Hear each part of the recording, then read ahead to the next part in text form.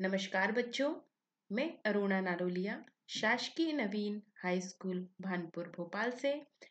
बच्चों, आज हम कक्षा 10 की हिंदी की पुस्तक क्षितिज भाग 2 के काव्य खंड की रचना सूर्यकांत त्रिपाठी निराला की कविता अट नहीं रही है का अध्ययन करने जा रहे हैं। बच्चों, आइए सबसे पहले हम कविता के पठनीय बिंदु देख लेते हैं। सबसे पहले हम कवि परिचय में निराला जी का संक्षिप्त कवि परिचय पढ़ेंगे, क्योंकि हमने इसके पूर्व वाली कविता उत्साह में इनका विस्तृत रूप से कवि परिचय पढ़ लिया था। दूसरे बिंदु में हम अट नहीं रही है कविता का परिचय प्राप्त करेंगे।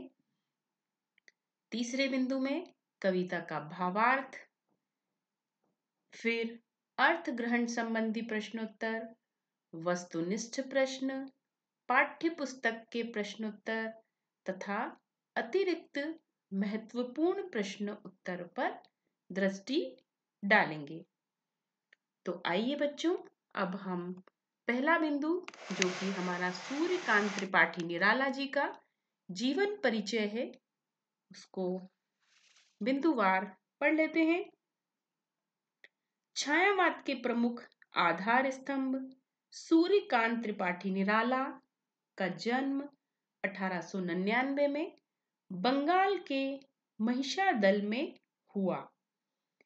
निराला की शिक्षा घर पर ही हुई।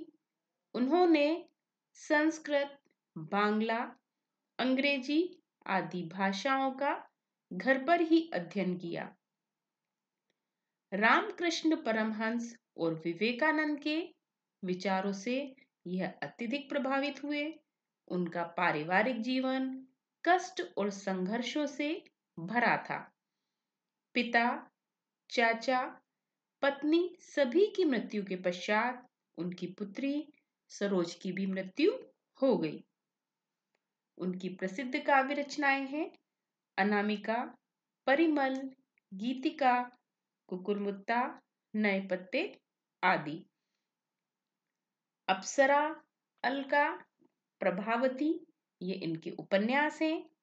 लीली, सखी, चतुरी चमार यह इनके कहानी संग्रह हैं। प्रबंध पद्य में चाबुक निबंध संग्रह है। छायावाद के कवि निराला जी की भाषा में चित्रात्मकता, कोमलता, संगीतात्मकता, प्रकृति व प्रतीकों का कुशल प्रयोग हुआ है। उनकी कविताओं में मुक्तक छंद है, भाषा की सरलता, सहजता, संस्कृत निष्ठ शब्दावली उनकी कविता की विशेषता है। कवि निराला जी का निधन वर्ष 1961 में हो गया था।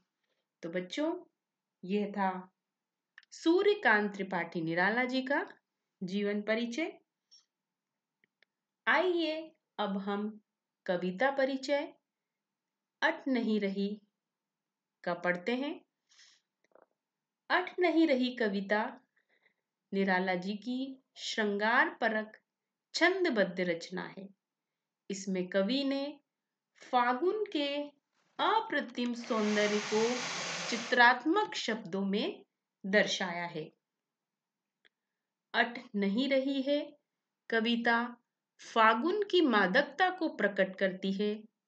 कवि फागुन की सर्वव्यापकता, सुंदरता और अनेक संदर्भों में देखता है। जब मन प्रसन्न हो तो हर तरफ फागुन का ही सौंदर्य और उल्लास दिखाई पड़ता है। आइए बच्चों, अब हम अट नहीं रही है कविता की पंक्तियों का वाचन कर लेते हैं। अट नहीं रही है आभा फागुन की तन, सट नहीं रही है। कहीं सांस लेते हो, घर घर भर देते हो, उड़ने को नभ में तुम पर पर कर देते हो। आंख हटाता हूं तो हट नहीं रही है। तो बच्चों, इन पंक्तियों को पढ़ के अब हम कुछ आगे की पंक्तियों को भी पढ़ते हैं। पत्तों से लदी डाल, कहीं हरी कहीं लाल, कहीं पड़ी है उर्मे मंद गंध पुष्पमाल। पाट पाट शोभाश्री पट नहीं रही है। बच्चों, इन पंक्तियों के वाचन के पश्चात अब हम पंक्तियों में आए कुछ शब्दों के अर्थ को भी जानेंगे। अट का मतलब समाना, आभा का मतलब सौंदर्य, पर मतलब पंख, मंद गंध हल्की हल्की खुशबू, उर का मतलब हृदय, पुष्पमाल फूलों की माला, पाट पाट जगह जगह, शोभाश्री का मतलब यहाँ सौंदर्य से लिया गया है। बच्चों, अब हम संदर्भ में क्या लिखेंगे ये समझ लेते हैं। जैसे कि आपको पता है कि संदर्भ में हम कविता का नाम और कवि का नाम लिखते आए हैं, उसी प्रकार हम संदर्भ में यहाँ पे लिखेंगे कविता का नाम अट नहीं रही है और कवि इसके हैं सूर्यकांत त्रिपाठी निराला जी। बच्चों, प्रसंग में फागुन के अद्वितीय सौंदर्य का वर्णन ये लिखा जाएगा। आइए अब हमने जो कविताओं का वाचन किया है, कविताओं की पंक्तियों का वाचन किया है, उसी का हम भावार्थ भी समझ लें। कवि कहते हैं कि फाल्गुन मास की सुंदरता प्रकृति में समा नहीं रही है, अर्थात चारों ओर झलक जा रही है। हे फाल्गुन अर्थात फागुन, तुम श्वास लेते हो और जब उसे छोड़ते हो तो तुम्हारी सुगंध घर घर में भर जाती है। तुम्हारी सुगंध पंख लगाकर आकाश में भी उड़ रही है। मैं तुम्हारी सुंदरता से अपनी आंख हटाना चाहता हूं तो हटा नहीं पा रहा हूं। आगे कवि क्या कहते हैं ये भी समझ लेते हैं। कवि कहना चाहते हैं कि वह सौंदर्य दर्शन में डूब गया है। कवि नए कोमल पत्तों से लदी हुई डाल को देख रहे हैं। उसमें कहीं हरे तो कहीं कोमल लाल पत्ते हैं। जैसा कि आप देखते होंगे कि जब नए नए पत्ते आते हैं या पल्लवन उनका होता है तो वो लाल रंग के होते हैं। तो कवि यहाँ पे उसी का वर्णन कर रहे हैं। उसमें कहीं हरे तो कहीं कोमल लाल पत्ते हैं। चारों ओर खिले हुए फूल ऐसे लग रहे हैं कि फागुन के गले में पड़ी पुष्पमाला हो। उस पुष्पमाला की सुगंध सब जगह इतनी फैल रही है कि कहीं समा नहीं रही है। आइए बच्चों, अब हम कुछ इन पंक्तियों के अर्थ से संबंधित प्रश्नोत्तर का भी अभ्यास करेंगे। जैसा कि हम हमेशा से करते आए हैं, तो कुछ प्रश्न हमने निकाले हैं। पहला प्रश्न इस प्रकार से है, आंख हटाता हूं तो हट नहीं रही है से कवि का क्या तात्पर्य है? इसके उत्तर में बच्चों हम लिखेंगे, कवि फागुन मास का सौंदर्य देखने में इतने मगन हो गए हैं कि उसका मन वहीं ठहर गया है।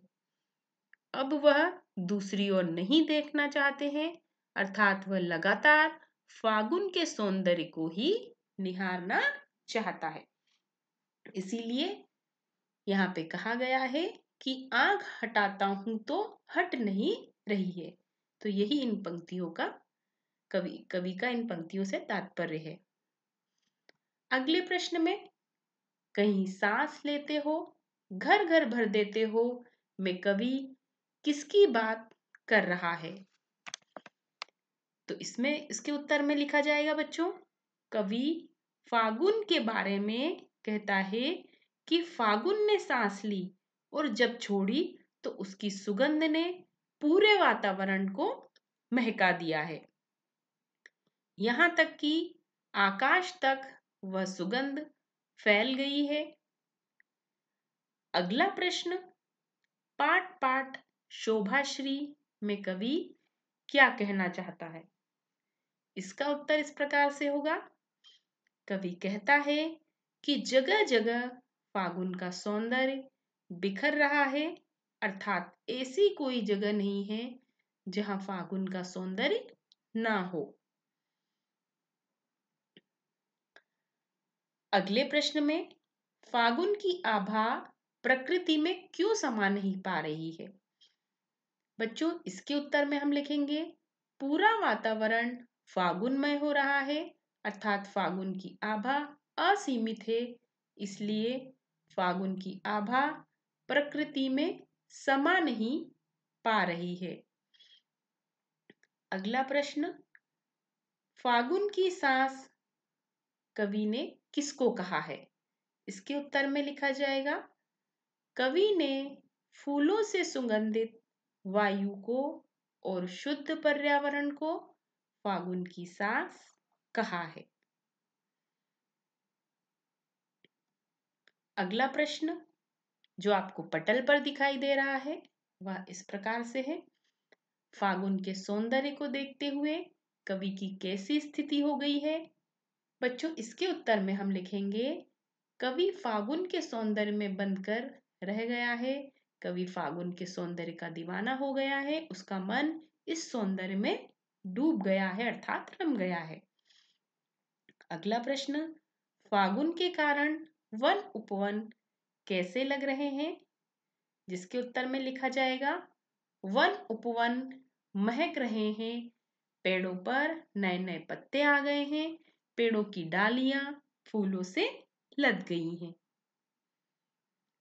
आइए बच्चों, अब हम अट नहीं रही कविता में से कुछ वस्तुनिष्ठ प्रश्नों का भी अभ्यास करेंगे। वस्तुनिष्ठ प्रश्नों की श्रृंखला में सबसे पहले हम सही विकल्प वाले प्रश्नों को देखेंगे, जिसमें पहला प्रश्न है, कवि की आंखें किसकी ओर से नहीं हट पा रही हैं? तो इसके 4 विकल्प आपके पटल पर प्रस्तुत हैं बच्चों।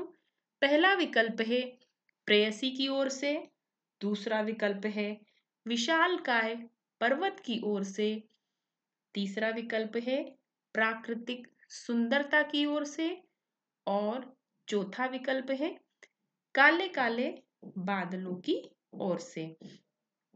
तो इसके सही उत्तर में आएगा बच्चों, प्राकृतिक सुंदरता की ओर से। मैं आपको एक बात और बताना चाहूंगी कि यदि आप कविता की पंक्तियों का भावार्थ बहुत अच्छे से समझ लेंगे तो आप पाठ में आए वस्तुनिष्ठ प्रश्न, अर्थ ग्रहण संबंधी प्रश्नों को बहुत ही जल्दी से इनके उत्तर दे पाएंगे।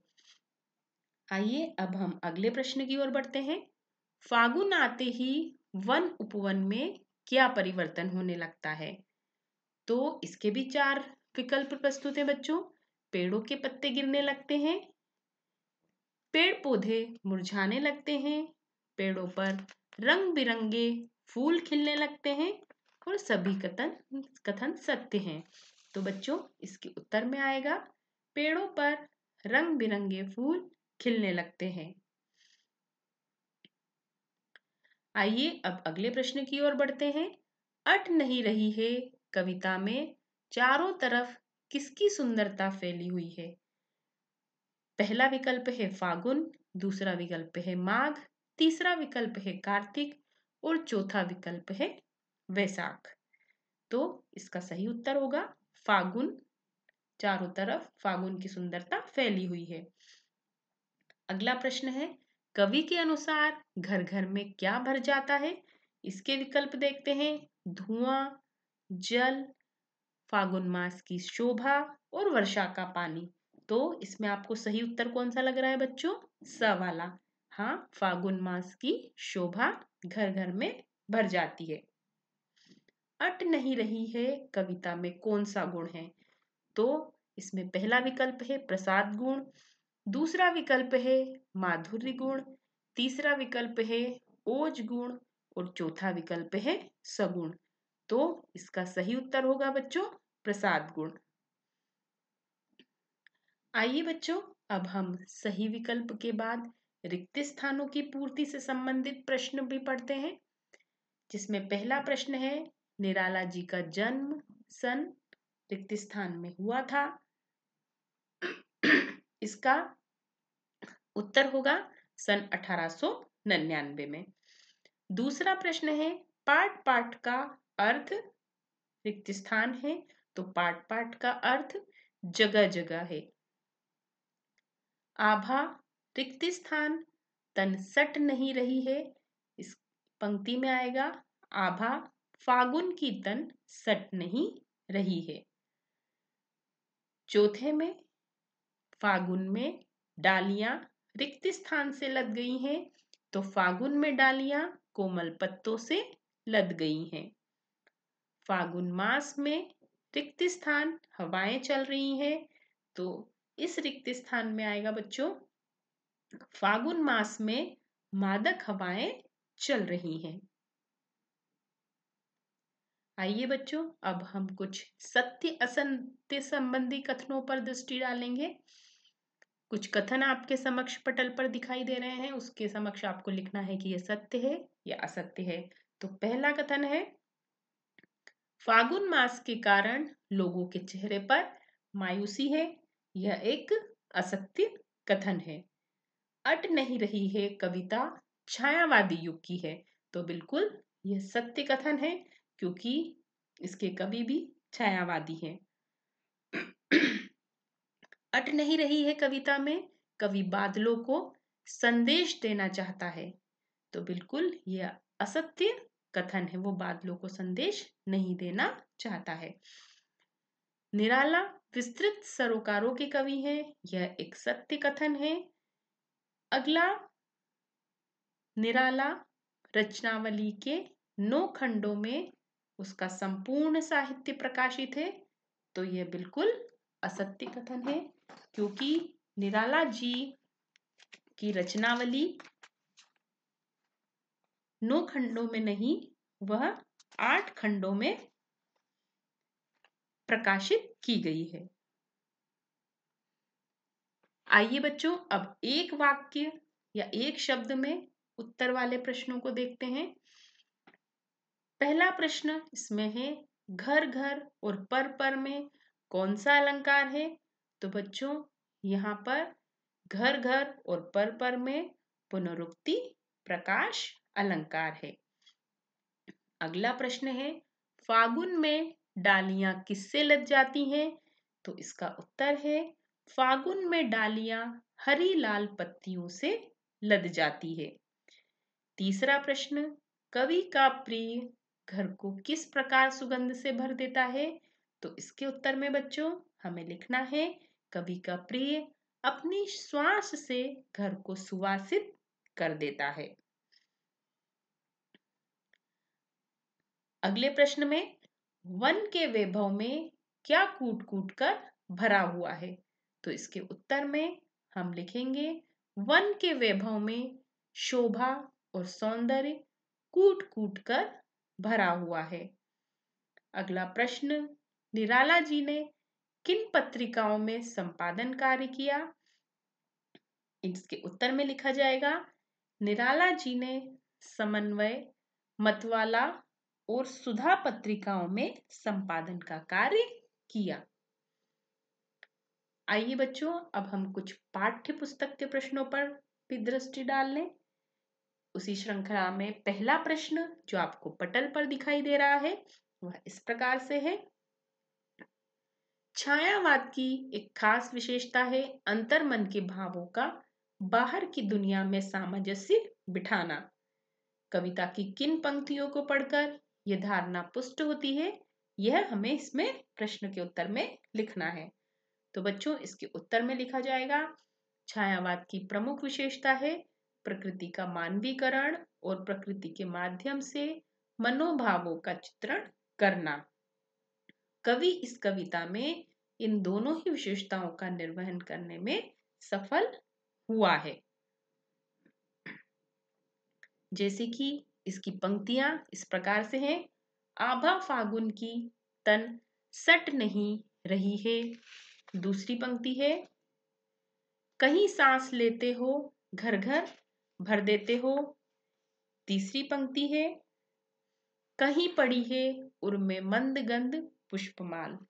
तो इन पंक्तियों को पढ़कर इस धारणा की पुष्टि हो रही है। अगला प्रश्न, कवि की आंख फागुन की सुंदरता से क्यों नहीं हट रही है? इसके उत्तर में हम लिखेंगे बच्चों, फागुन की सुंदरता और उसकी मादकता कवि के हृदय में भर गई है। वह उस सौंदर्य का जी भर के पान करना चाहता है।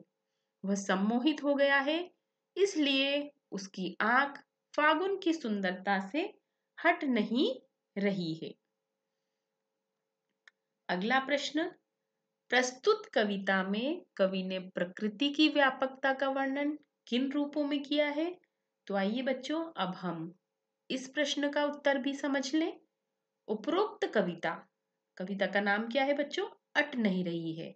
तो इस कविता में कवि ने प्रकृति की व्यापकता का वर्णन इस प्रकार किया है। कुछ बिंदु हमने लिखे हैं इसके।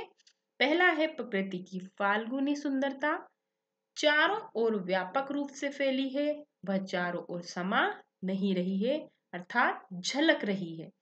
दूसरे बिंदु में, जब फागुन सांस लेकर छोड़ता है तब उसकी सुगंध घर घर से लेकर नभ तक भर जाती है, अर्थात वह धरती से आकाश तक उसकी सुगंध व्याप्त है। तीसरे बिंदु में, हर पौधों की डालियां फूलों से नव कोमल पत्तों से लद गई है। हर तरफ शोभा बिखर गई है और सबके हृदय में प्रसन्नता ही प्रसन्नता लेकर आई है। आइए बच्चों, अब हम चौथा प्रश्न देखते हैं। प्रश्न है, फागुन में ऐसा क्या होता है जो बाकी ऋतुओं से भिन्न होता है? तो इसके उत्तर में लिखा जाएगा बच्चों, फागुन प्रकृति के मुस्कुराने की ऋतु है। इसमें धरती नव यौवन पाकर निखर जाती है। न जाड़े की इसमें ठिठुरन है, न गर्मी की दाहकता है, न वर्षा का गीलापन है। बसंत ऋतु ऐसी होती है कि हर मन को वह संतुष्टि देकर पेड़ पौधों को भी नव श्रृंगार देती है। पतझड़ के बाद पेड़ पौधे नए पत्तों से लद जाते हैं, फूलों से श्रृंगारित होते हैं, वह मन को मोह लेते हैं, प्रसन्नता का संचार भी कर देते हैं। इसलिए फागुन बाकी ऋतुओं से भिन्न होती है।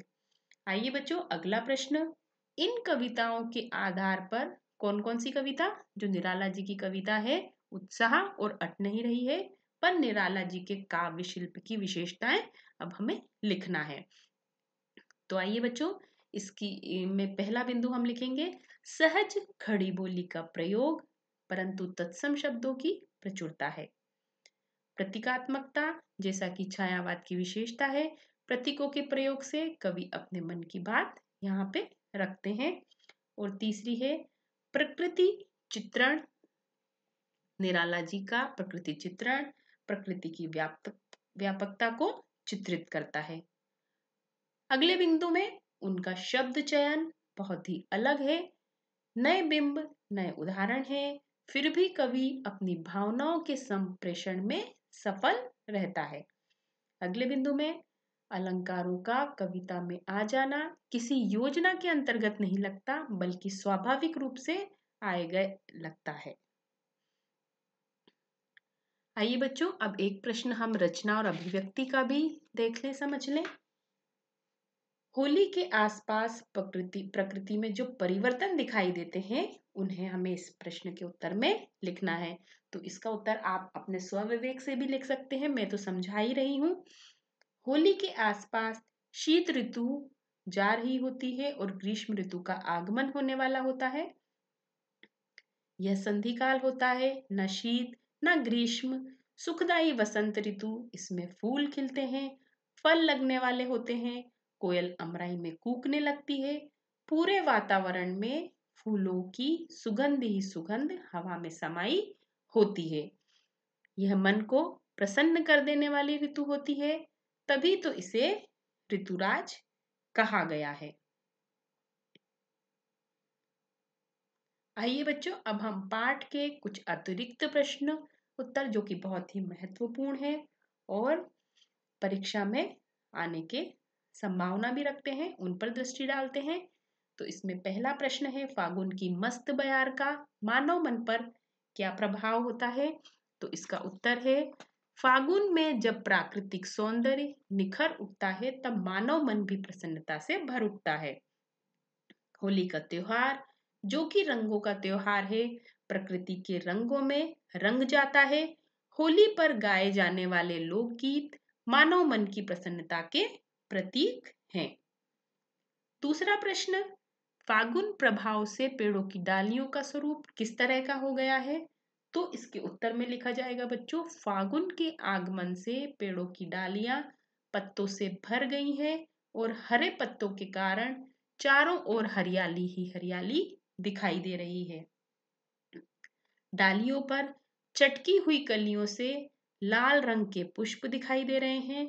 डालियों पर लिपटे इन सुगंधित नव पल्लवित पुष्पों को देखकर ऐसा प्रतीत हो रहा है जैसे फूलों की मालाएं उनके गले में डाल दी गई हों।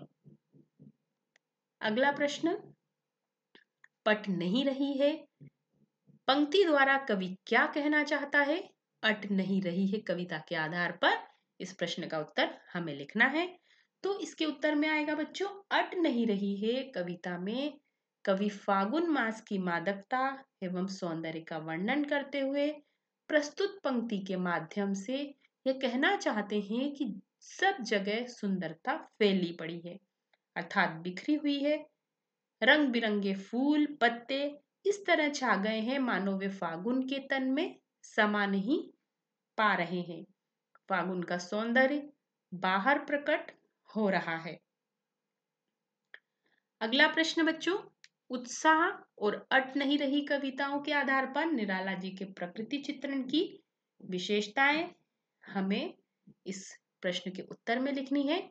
तो इसका उत्तर इस प्रकार से होगा, उत्साह कविता में निराला एक जोशीले, गर्वीले एवं उत्साही कवि के रूप में बादलों की तरह चारों ओर घूम घूम कर लोगों के दुखों एवं कष्टों को समाप्त करने के लिए बादलों से आह्वान करते हैं। और अट नहीं रही कविता में उन्होंने प्रकृति के मानवीकरण में अपनी सिद्धता साबित की है। इन दोनों कविताओं में प्रकृति की कोमलता, सुंदरता एवं मनोरम शोभा का अत्यंत सजीव चित्रण प्रस्तुत किया गया है। तो बच्चों, आज की प्रस्तुति में यह इतने सारे प्रश्न हैं, इन सभी को आपको, जो कि बहुत महत्वपूर्ण है, अपनी अभ्यास पुस्तिका में लिखकर याद करना है। एक और प्रश्न जो कि महत्वपूर्ण है वो भी मैं आपको बताना चाहूंगी, उत्साह एवं अट नहीं रही कविताओं के आधार पर कवि की भाषा शैली पर टिप्पणी कीजिए। तो इस प्रश्न का उत्तर हमें लिखना है, उत्साह एवं अट नहीं रही है कविताओं में कवि निराला ने संस्कृत शब्दावली का प्रयोग करते हुए खड़ी बोली में काव्य सृजन किया है। कवि ने बादलों के क्रांति के सूचक व बादलों को क्रांति के सूचक व साहित्यकार को सामाजिक परिवर्तनों के मार्गदर्शक के प्रतीक के रूप में प्रयोग किया है। कहीं सांस लेते हो में मानवीकरण, घर घर भर देते हो में अनुप्रास अलंकार आदि का प्रयोग यहाँ किया गया है। अतः कवि की भाषा शैली अत्यंत सहज एवं प्रवाहमयी है। तो बच्चों, आज की प्रस्तुति में सिर्फ इतना ही। अब हम इन प्रश्नों के उत्तरों को अपनी अभ्यास पुस्तिका में लिखते हुए इनको याद करेंगे। धन्यवाद।